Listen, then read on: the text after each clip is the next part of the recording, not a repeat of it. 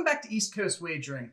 We had a great day of racing at Belmont Park on Saturday, and even though some of the fields were small, we still had some pretty big unexpected results in a few of the races. Today I want to recap all of the stakes from that day, including the Belmont Stakes, and give you my updated rankings in the 3-year-old division.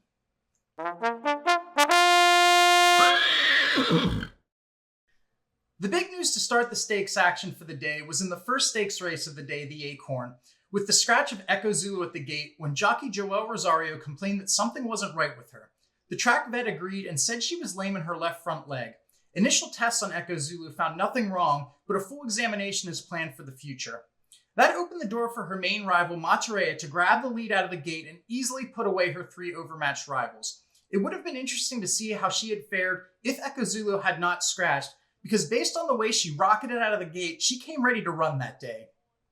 In the next race, the Just a Game Stakes, Speak of the Devil attempted to repeat her impressive closing kick she showed Derby Day, but it was Regal Glory who proved the best horse on this day and was able to capitalize off legs galore and in Italian getting hooked up in a speed duel to the detriment of both. The favored Speak of the Devil could do no better than 4th in the field of 5 after breaking slow and never really firing. In the mile and a half Brooklyn, Lone Rock won off the favorite, attempting to repeat as champion of the endurance race, but faded late to 3rd, passed in the stretch by both Warrant and the winner Fearless.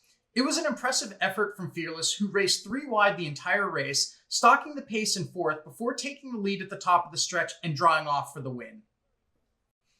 In the next race, the Woody Stevens, heavily favored Jack Christopher proved again unstoppable in races up to a mile against fellow 3-year-olds, easily dispatching his 5 other rivals. Like his previous win in the Pat Day Mile, he stalked right behind the pace setter, but blew by turning for home to win by open lengths. The plan is to stretch him out in his next race, as his target is the mile and 8th Haskell at Monmouth, where he will attempt to stay undefeated in his first try over a mile. In the Ogden Phipps, we had another small field where 2 of the 5 entrants took it to each other on the front end as favored Latruska and Search Result blasted through quick fractions and had nothing left to hold off the other talented fillies as Clairiere surprised from well off the pace to beat Malathat by a head after slowly getting to that one throughout the stretch. Search Result held 3rd while favored Latruska faded to last of the 5. In the Jaipur, Casa Creed repeated his 2021 effort and came from off the pace to take the victory. He was pinned down inside most of the 6-furlong race, but was able to get clear just in time mid-stretch to move out and run down favored Arrest Me Red. It was a nice win for Casa Creed, as most of the other horses to finish near the top were on or close to the lead throughout the race. In the Met Mile, the heavily favored Flightline silenced the few remaining doubters he had as he rolled over his 4 challengers after braking slowly, then needing to check early as he attempted to rush up to his typical front-running position. Ultimately, he was asked to trail a horse for the first time in his 4-race career, but proved capable as he easily overtook second-choice Speaker's Corner entering the stretch, and from that point on, it was just a matter of how many lengths he would win by. He is now a perfect 4 for 4, and his connections are rumored to be targeting the Breeders' Cup Classic, which is a quarter of a mile longer than this lightly raced horse has ever run. He will first attempt that distance in the Pacific Classic at Del Mar as his next target. In the race prior to the Belmont Stakes, the Manhattan, we saw the biggest upset of the day from an odds perspective, as Tribun scored at 19-1 in front-running fashion. He faced no pace challenger as the other likely speed horse, Channelmaker, stumbled out of the gate and remained near the back of the field throughout the race. Tribun kicked away from the field around the far turn, and no one really threatened to overtake him as he held on for a 3.5-length victory. Adamo got up for second to complete the Chad Brown exacta, and favored Gufo rallied for 3rd. In the Belmont Stakes, the Todd Pletcher trainees ran 1-2 as Mo Donegal prevailed over the filly Nest. As expected, We the People set the pace and was able to run uncontested moderate fractions. However, the field was compact as even the deep closers were within 6 lengths of that lead. Entering the stretch, Skippy Longstocking pulled even with We the People and Mo Donegal tackled both 3 wide. He kicked away at that point while his stablemate rallied for 2nd. Skippy Longstocking got up for 3rd and We the People held 4th. The remaining 4 horses never really posed a serious threat as Creative Minister, Rich Strike, and Barber Road never were in contention, and an overmatched Golden Glider faded badly to finish last. And based on the results of the Belmont, I think that we have a new leader of the 3-year-old division, and that's the champion of the race, Mo Donegal.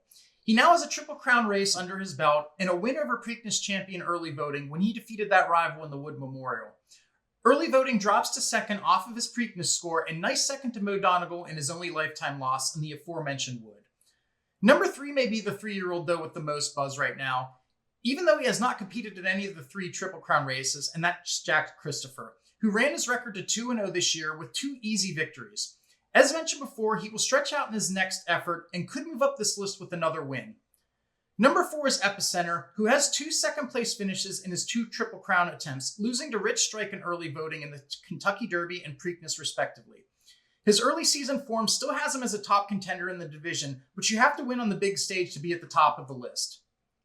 Rounding out the top 5 is Zandon, who has a win in the Bluegrass on his resume and a good 3rd-place finish in the Kentucky Derby. But again, like Epicenter, he needs to build upon that resume with some wins in the big summer races to move up in this group. The 3-year-old Male Eclipse Award is still very much up for grabs, as no horse has ran away with it.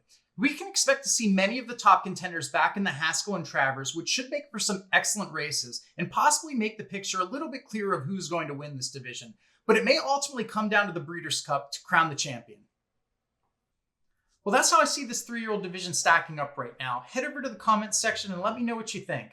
I know some of you are going to take exception to the fact that I don't have the Kentucky Derby champion Rich Strike on this list, but I'm taking a look at his full resume for the year, and he really didn't show much of anything at the beginning of the season. Even though he does have that win in the Kentucky Derby, he didn't validate it at all in the Belmont, as he finished 6th of 8th. He is targeting the Travers Stakes, as are many of his main rivals, so with a win in that race, he definitely shoots back up this list. All I know is this is an interesting division going forward, and it should be wide open. We may even come down to the Breeders' Cup to decide the eventual champion.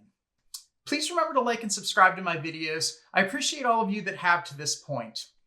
My name is Jeremy Pielmeyer, and this is East Coast Wagering. Thanks again for watching my video, and I hope to see you again soon.